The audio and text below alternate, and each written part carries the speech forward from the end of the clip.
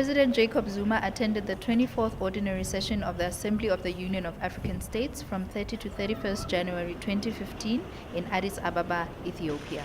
The 2015 AU Summit was held under the theme Year of Women's Empowerment and Development Towards Africa's Agenda 2063. On January 29th, President Jacob Zuma also hosted the Presidential Infrastructure Championing Initiative, the PICI breakfast, and he attended the 32nd Summit of the NEPAD Heads of State and Government Orientation Committee. He also attended the African Peer Review Mechanism Summit and the Peace and Security Council meeting. The Ebola outbreak in West Africa was also high on the agenda during the summit. South Africa is committed to assist West Africa in the fight against Ebola. Ladies and gentlemen, welcome to this 484 meeting of the Peace and Security Council. This meeting is going to discuss very serious matters of peace, security, stability, and development. These discussions take place in the context of our pledge to silence the guns by 2020. The agenda of this summit is focused on three key issues: South Sudan, the threat of Boko Haram and Ebola in the West African affected countries. Updates will be given by the relevant commissioners.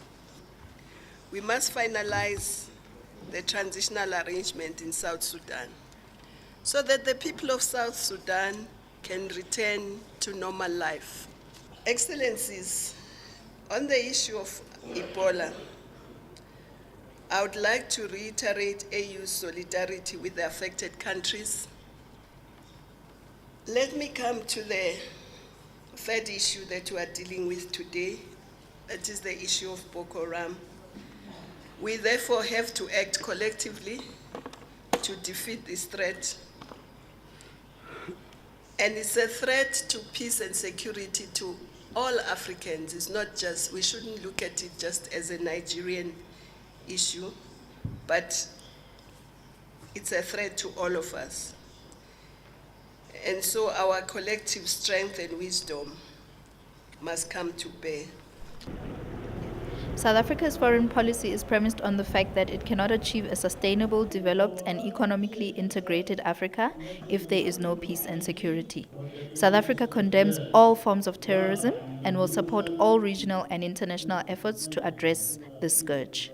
There were other issues as well, like, for an example, the president of Senegal was finishing his term as the chairperson of NEPAD.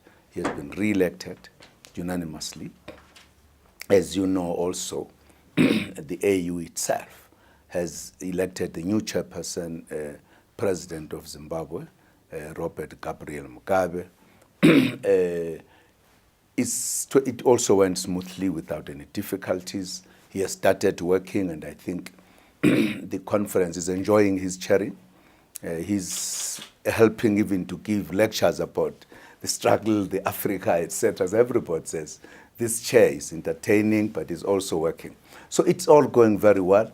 In fact, the decisions that have been taken have pleased the member states. For an example, the adoption of Vision 2063.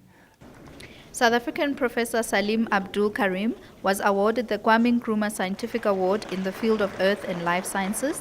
Professor Karim was awarded by the newly elected chairperson of the African Union, His Excellency Robert Gabriel Mugabe, as well as Her Excellency Nkosazana Dlamini Zuma.